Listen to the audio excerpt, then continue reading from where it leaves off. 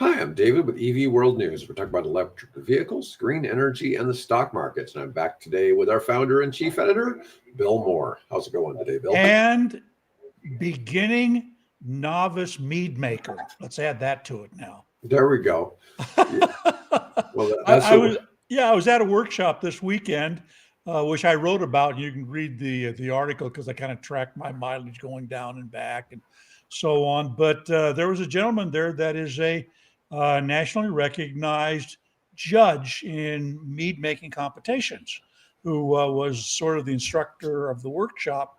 And I took my little tiny sample of my 1 month and 2 day old mead down to this workshop put on by the University of Nebraska.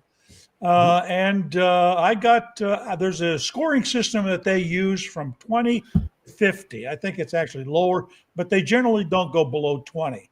They don't want to discourage people if they score a 15 or something. I don't know. But anyway, so he was judging some different meads, and he put one on our table for our little group of 5 to evaluate, so we could learn how that happens.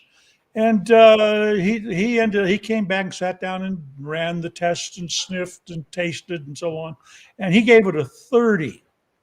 Okay, so this was somebody that had been involved in mead making for a lot longer than I have. 1 month. And so he tasted mine. He gave it a 32. So that was fun. So that was my weekend. It was a lot of fun. Oh, and then I worked on scuffing up parts for the wings of a home-built airplane. So not much. I think if I was the judge of that mead, I'd put on my LinkedIn that I'm a part-time judge.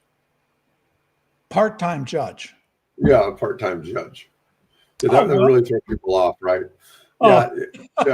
Well, I don't think anybody does this as a profession. He's been making mead for some time, and he's won 3 national awards, and the highest he's ever scored was a 48 out of 50. So when I lived in Tennessee, I had a friend who was the youngest person ever to become a federal judge.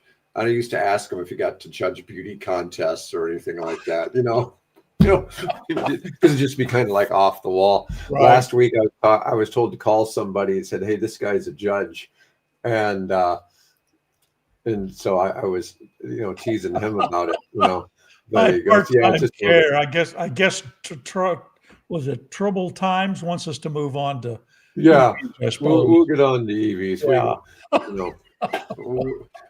We sometimes should call it the off-topic show. The off-topic, show. Well, I mean, it wasn't off topic because I used it as an opportunity. I've had this Bolt now for 5-6 months or something, and I've never really driven it outside the city. And I use the regen braking, and so I get really good efficiency, 5.2 miles per kilowatt hour, which is really kind of extraordinary. Exactly. I mean, there have been some points briefly where I even got up in the 6, right? But generally it's in the 5.2.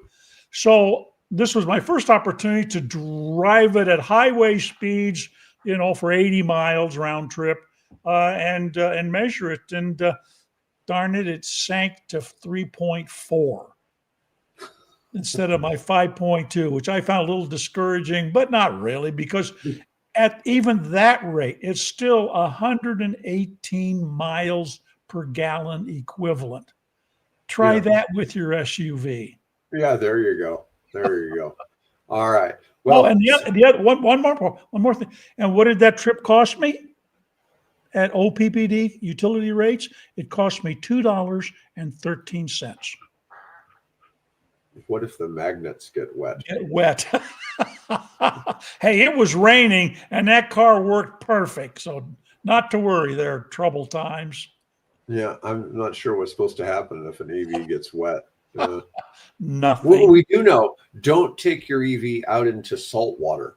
Okay, so it's a good rule with a gas car too. Don't take any car out in salt water. Right? Yeah, but if you want something nasty to happen to your car, it could happen in salt water. Doesn't mean it would. Doesn't mean it would, but it could. Yeah, but that being said, do you know where Japan is? I think it's Japan is putting one of their AI data centers Where underwater offshore to cool it off. to handle the cooling problem. Yep. I'm wondering how they're getting all the energy down there. That's, I guess it's just a matter of cables, but still, Yeah. that's an interesting concept. Yep. But you know, yeah, Well, there's a windmill cancer. You know, in Missouri, there's some data centers that are underground in salt mines. Oh yeah. For that cooling, but it still keeps those caves pretty damn warm because it's supposed to be 52 down there, and you know, yeah. I the data imagine. centers pump out the heat. That's for sure. Yep. Yeah, you don't want to get windmill cancer. That's Yeah. for sure. All right. So today's first story, since we were on last week, I think we may have touched on it, but Elon Musk's historic $1 trillion Tesla pay package was approved. So good for him. He's got something to shoot for, right? But he has all the things he's got to accomplish, like 20 million vehicles sold. It has to be making 400 billion a year in profit. Okay, Well, that's a big profit number to hit. Now, is that just the automotive division, or is that all the other ones? The whole company. The whole company. So that's what, X, whatever they call it now, the XAI. No, that doesn't count. That's not part of Tesla. Not SpaceX. No, not SpaceX, not XAI, not. So just the automotive and probably the battery, and maybe the solar part. I think, is that part of the company still? Yes. Yeah, and the battery storage. Well, I can see the battery storage doing, making a more significant contribution, because you don't have a lot of other automotive makers involved in the battery storage business, or solar, or robots, or solar, or robots. Although Chinese are coming on strong there, apparently. Mm-hmm. Yeah. Data centers are going to make electricity skyrocket. So we just had the elections in Virginia. So Virginia reelects their whole House of Delegates every single year. And this year, energy was a big topic. Yeah. And it was 51 Democrats, 49 Republicans. And the Democrats now have 60 seats. So they gained 9 seats, and the governorship, and the lieutenant governor, and the state attorney general. Yep. But a lot of that was all based on energy. And a lot of people in Virginia really feel that the cuts to solar at the federal government level have hurt, even though those local delegates had nothing to do with it. It still affected their chances to be in election.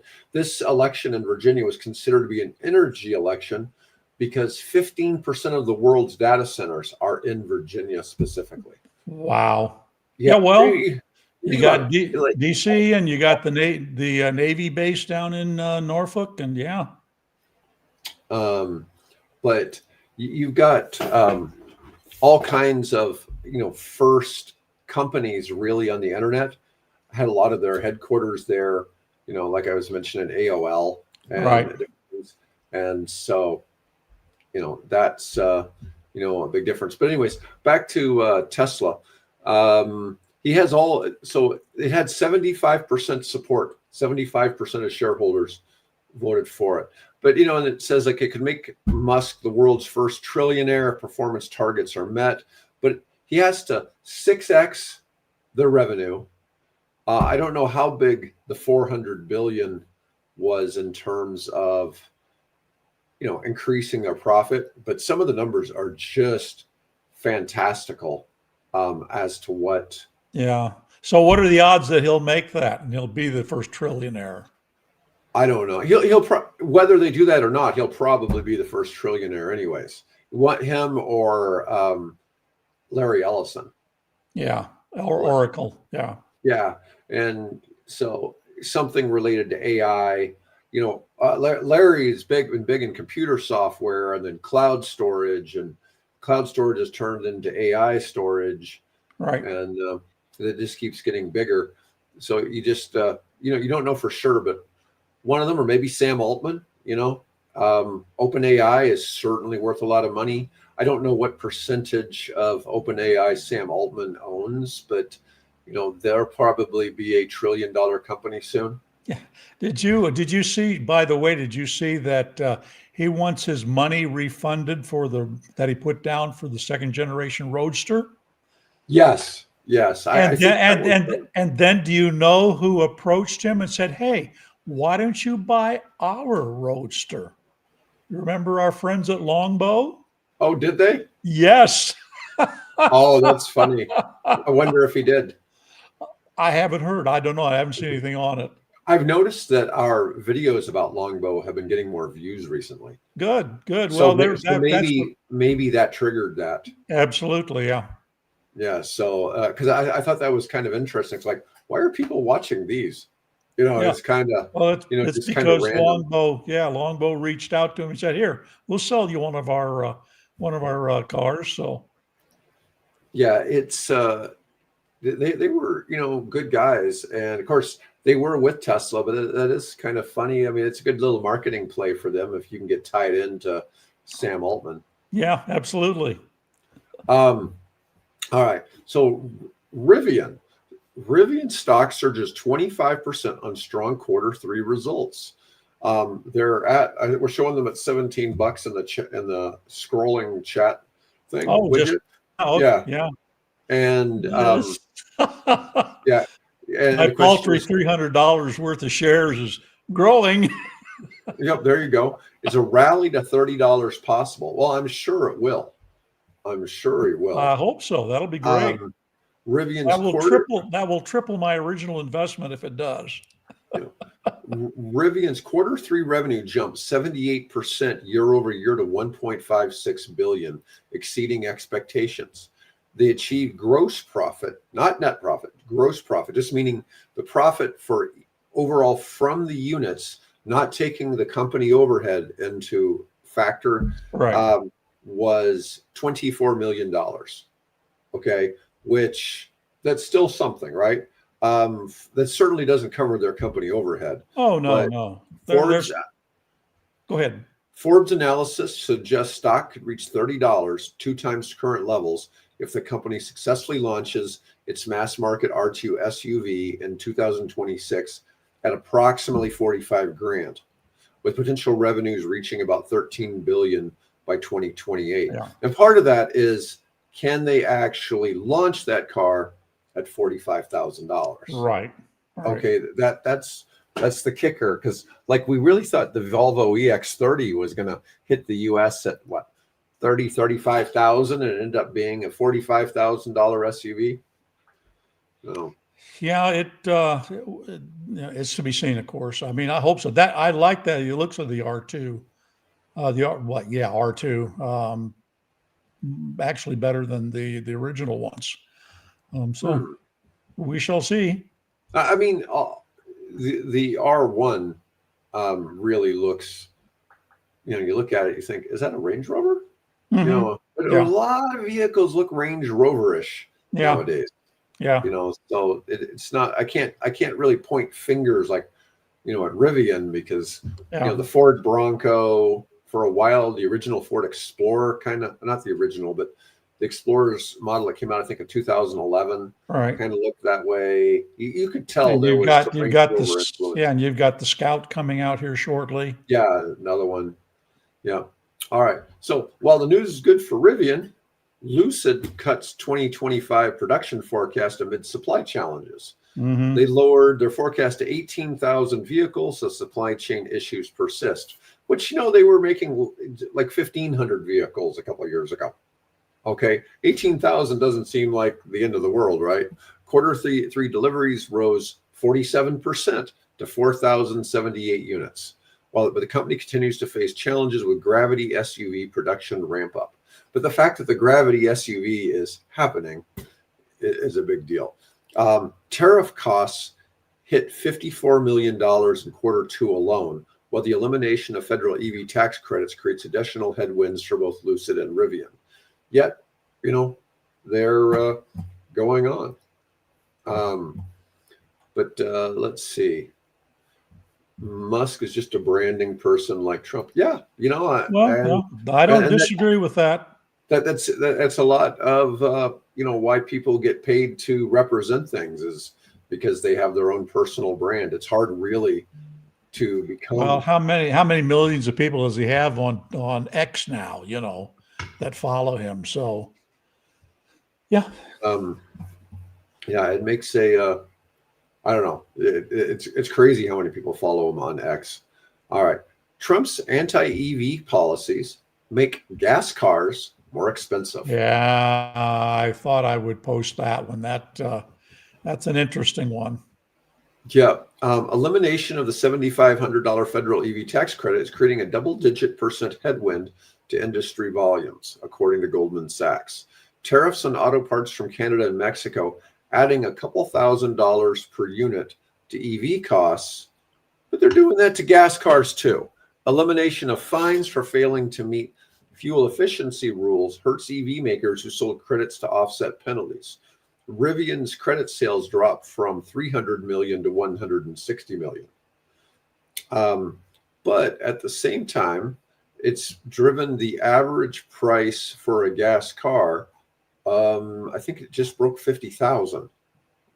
I think I remember seeing that as well. Yeah. Yeah. The average sticker price for a new car topped $50,000 for the first time in September. They're not just getting more expensive to buy. Gas cars are getting more expensive to own. For most Americans, gasoline is their single largest energy expenditure, about $2,930 per household each year on average. So that's about $250 a month average for a family. Wouldn't surprise me.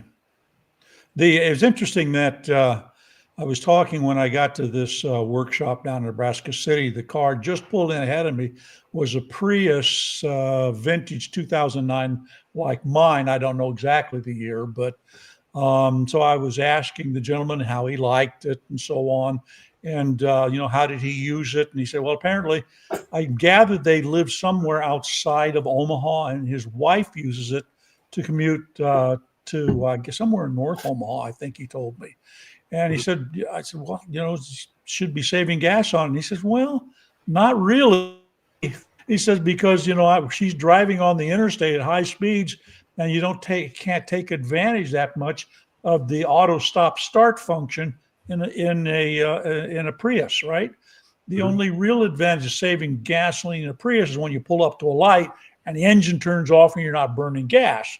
And then it automatically turns on when you hit the accelerator and you pull ahead. And of course, when you're driving on an interstate, that doesn't happen. So he was sort of disappointed. I don't know how long he's had it, but he was kind of disappointed that they were spending about the same amount of money on driving the Prius as they had apparently been with whatever their previous car was, which I thought was kind of interesting. Yeah, it's kind of interesting because the car manufacturers are getting regulation whiplash because there's a whole bunch of stuff. It just keeps flip-flopping back and forth every 4 years on what will happen with emission standards, different things like that. In a way, we have to accept blame as consumers and as voters because, I know these guys. If you look at Japan, you look at China, whatever, they have these long-range strategic plans that they can carry out and get government, support behind them. Where here, one administration says, "Yep, we're going to." I came into this when Bill Clinton was president, okay, and he was all for the program he launched to try to compete was the new generation vehicle, the NGV or whatever it was called program. And so the car makers got behind that. And then George Bush Jr. came in and no, we're not going to do that anymore. We're going to get rid of all that. We're going to focus on hydrogen. Well, now the guy's got to start looking at hydrogen. And then that was okay for, until Obama came in, and now we're back to EVs and we're going to encourage that and fund that. It's just, wow. I would hate to be in the shoes of Mary Barra and then the rest of the gang in the auto industry. They're trying to keep track of all that. How do you plan? Because it takes 5 to 7 years to bring out a new car model.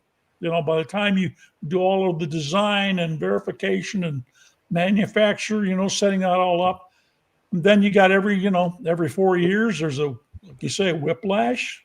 Yeah. Well, I remember a few years ago, there was a Congress session, and this may have been like during Obama's second term. People called it the Do Nothing Congress because they weren't passing any bills, and it was kind of funny because I'm like, well, what do you want? You want more laws? I'm just like, how many more laws do we need, right? And it sometimes there has to be kind of a happy balance. I realize a lot of the bills they passed have more to do with than just being laws, but it would be, it's funny to see. But as a politician, if you're president, you have to show you're doing something, right? So the whole idea that it was, hydrogen, then it was EVs and this other things. It's like, I get it. And then you have to show you're doing something different than the last guy, right? Right. And unfortunately, sometimes that stuff just gets out of hand. All right. So Rivian has expanded their adventure network to 850 plus chargers. Apparently, in the last quarter, something like 40% of all people that use the Rivian network were not using Rivian vehicles.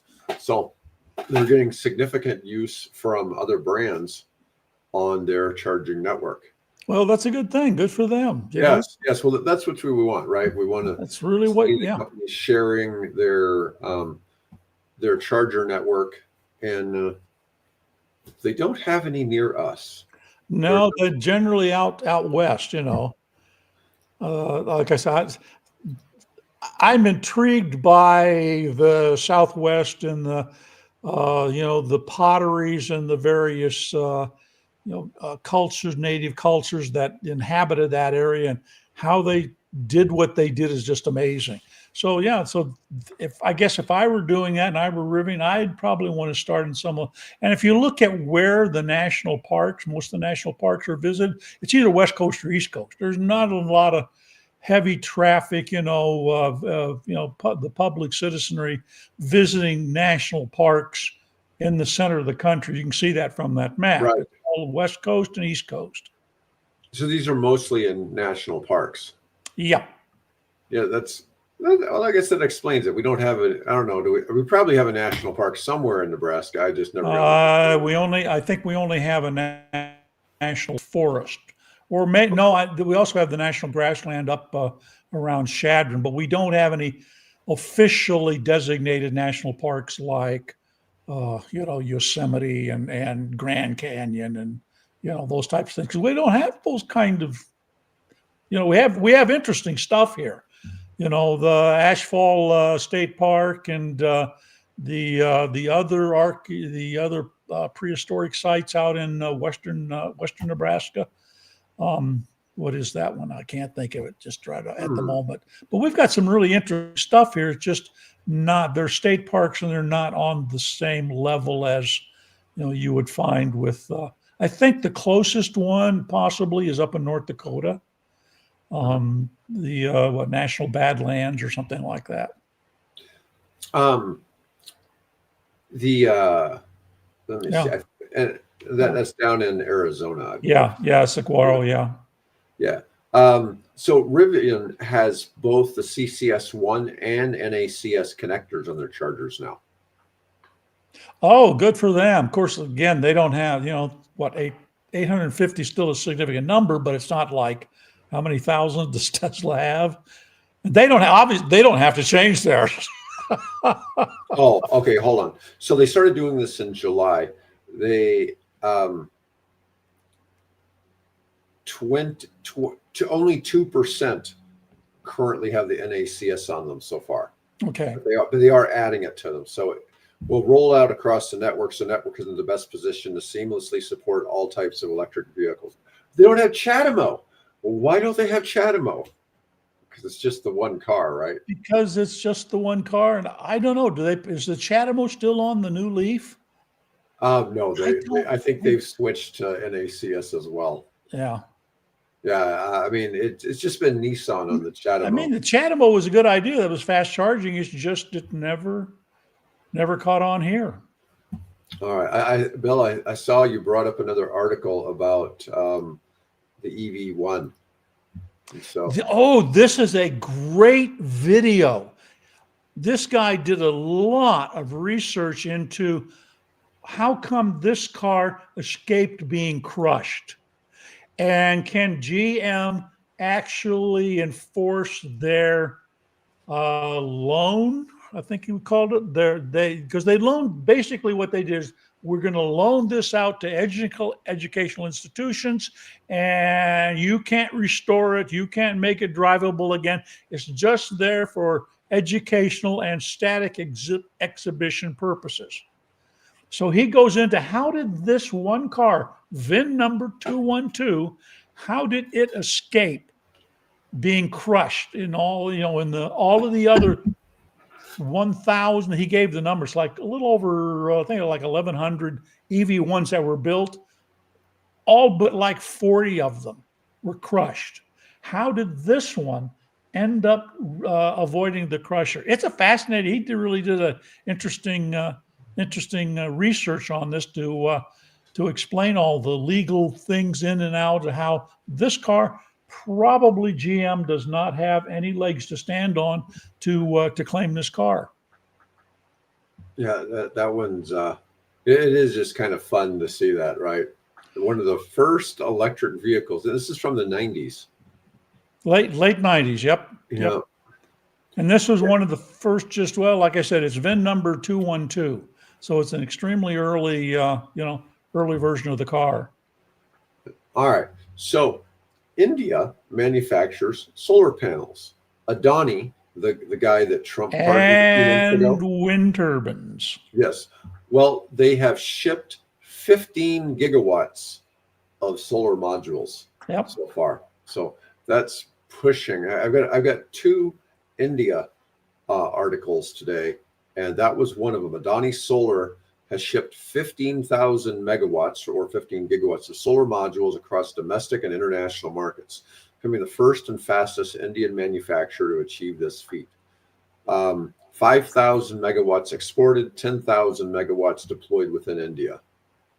It's the equivalent of 28 million units, covering about 75 football fields. Now, what wasn't clear from the article is this was American football or foreign football. And I would guess probably foreign football. Soccer, what we call soccer. Everybody else calls football. Yeah. Does it indicate how many of those were kept internally within India, and how many were 10,000 megawatts. 10,000 megawatts were deployed in India, and the rest of them were exported to probably, I would imagine, Africa and Middle East. And let's see if it gives me data. It doesn't really give me data on what countries they were exporting to, but I would assume a lot of that was probably Africa, yes, but it's hard to say for sure. And still, that's a big number, right? So ever since Adani got pardoned earlier this year, he's gotten in trouble with you or under investigation again by the U.S. because he was buying Russian oil. And his cargo ships that were hauling the oil were like turning off their tracking system. Some stuff like that. Yeah. Part of the Russia's ghost fleet. Yeah. Interesting stuff. It wasn't a Russian ship. It just Russian oil, but no, it was leased by whoever, Luke Oil or whoever handles those kinds of things. Yeah, anyways, all right, and an organization in India called NTPC Green begins land work for 25 gigawatt solar parks in Rajasthan. 25 gigawatt solar park. That is like how crazy. Many acres is that, I wonder? Well, that's 12,500 football fields. I don't know. What's the difference? I never looked this up. What's the difference in size between a soccer field and a... About 10 yards. Longer or wider or what? Longer. Longer? Is this about the same width? I mean, Yeah, when I watch it on television, it seems like, God, that's a really big field, compared yeah, to it's a like, football field. yeah, it's generally you have the end zones for U.S. football included in a soccer pitch. Okay. So AI bubble will be 10 times worse than the housing bubble. I don't know. I hear people talk about things like this. I mean, Yeah. if something really comes in and severely disrupts what's going on in AI, because you've got NVIDIA is now worth $5 trillion, but NVIDIA is simply providing computer parts. Okay. Yeah. Did you see SoftBank sold out there? I don't know. It was like $590 billion of by selling their NVIDIA shares.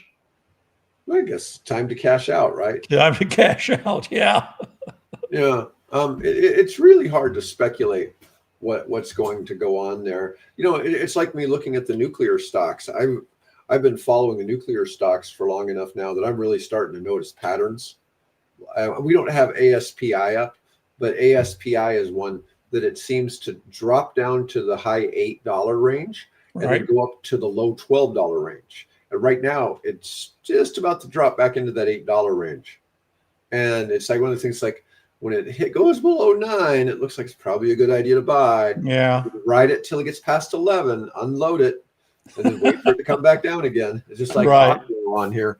I'm thinking Oclo drops below $90 in the next week, and then it's time to buy it again Yeah. and watch it right up to $200 and then sell it. So what? So you're saying I should take my profits out of Rivian and wait for them to go back down to $10? I think no, I'm not. Rivian's not in that space. Okay, good. So it's a different technology. Yeah. But I watch the nuclear ones. What'll happen is they'll start. Trump will do something and mention nuclear energy. The stocks will go flying. Okay, Right. and then somebody will come along and it's like, hey, these guys have no revenue. It's overpriced, and somebody like Kathy Woods will go off and sell a few $1 million worth. Right. And all of a sudden everybody else decides, Wants to do the same thing. market. Yeah. And so they all sell, and then the stock tumbles. But I rode Oclo from 115 to 175. It maxed at 193 though. Okay. So it went higher than that. But I'm waiting for it. I'm pretty sure it's going to drop below 90 this time around. We'll see. Okay.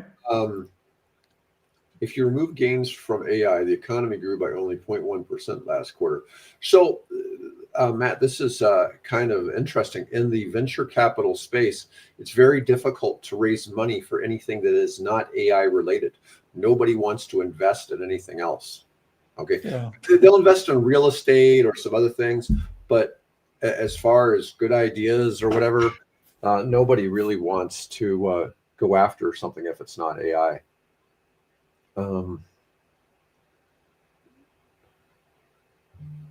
Overvalued companies are 35% of S&P. About half of all publicly traded companies don't turn a profit, and that always seems hard to fathom, that so much money is invested in all these companies, but a lot of them, like the ones I was given in the nuclear space, a lot of these companies are worth north of $10 billion, and they've never really had any actual revenue. Never had any revenue because they're not generating any power yet. They're just research and development companies, Right. essentially, that have contracts pushing stuff forward. I'm going out and actively seeking customers for those reactors. Like this weekend, I met with 3 people that can use them in 3 different countries. While I was in Arizona, I had meetings down there, and that need nuclear reactors for manufacturing in different parts of the world.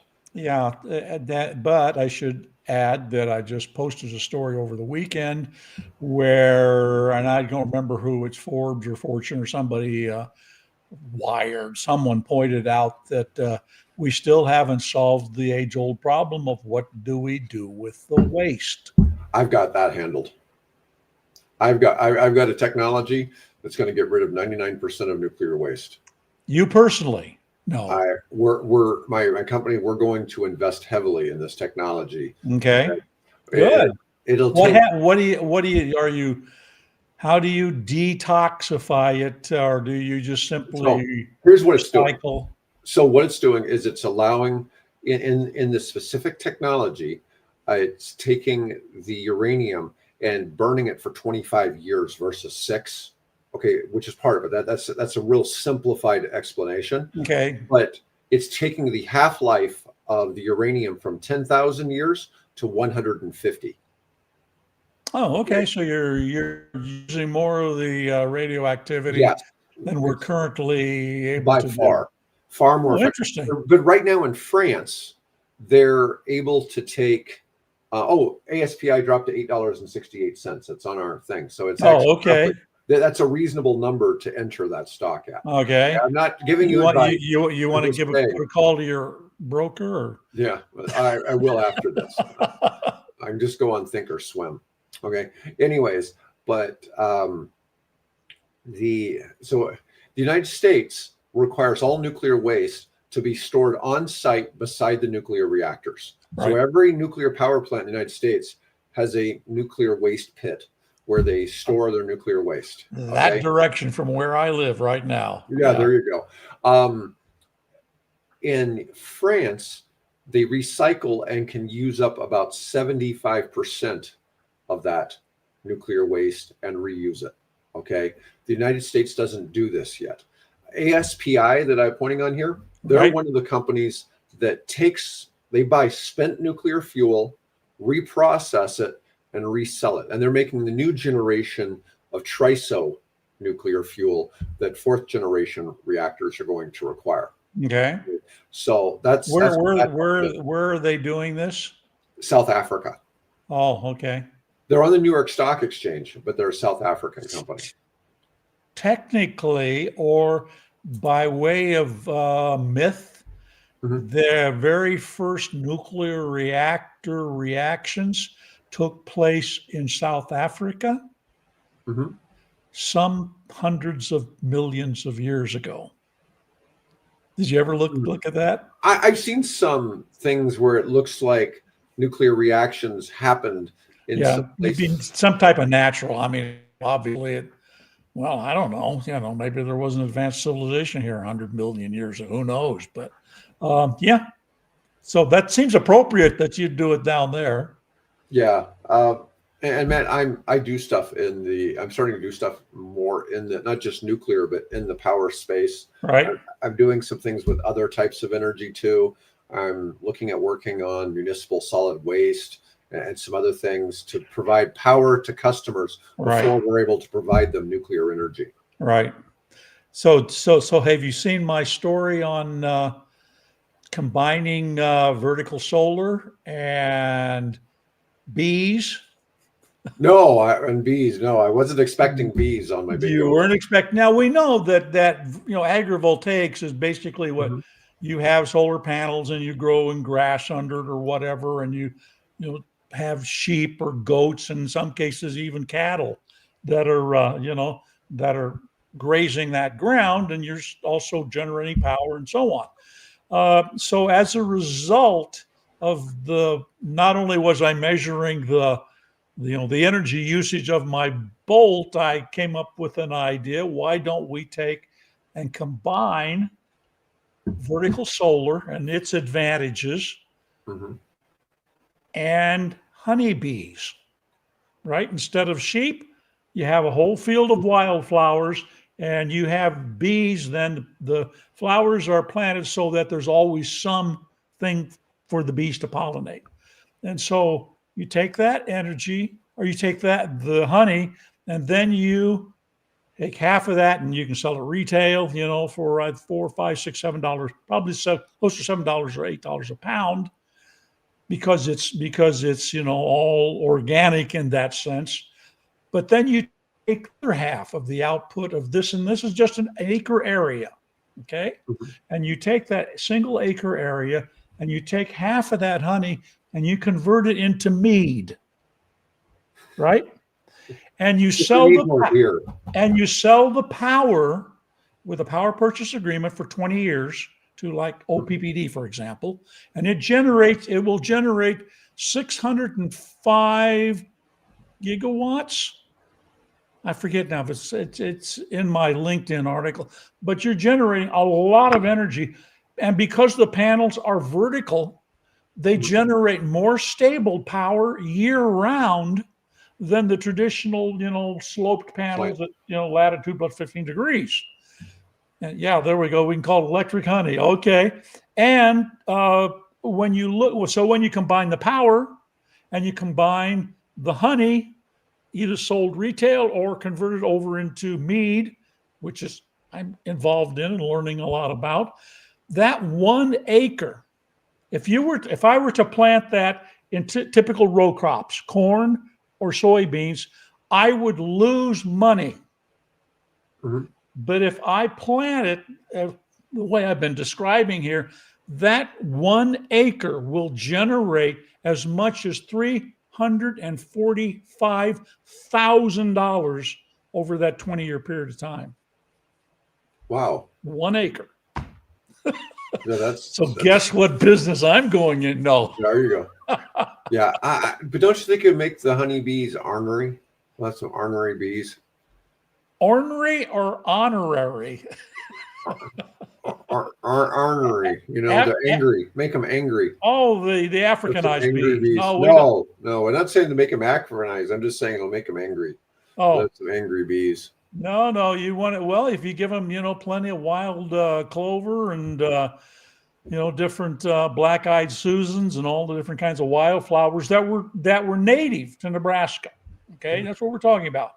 Native to Nebraska. With that you can generate. Like I said, you can generate. Wow, I forget. I think they were just in using half of the honey off of the hives on that acre ground would generate something like $45,000 in mead sales. Mm-hmm. Not bad. No. What was I going to say? Oh, I was going to respond to what Matt was saying. So one of the big things you're seeing, when you're talking about the grid not equipped to handle the AI, is so many of these data centers are now having dedicated power. And this is kind of what I'm dealing with in the nuclear space too. The idea is to site your energy right at where the energy is going to be used versus so when Google puts a data center, let's say in Nebraska, they'll have a corresponding, say, 600 megawatts of solar. That way behind me a few miles.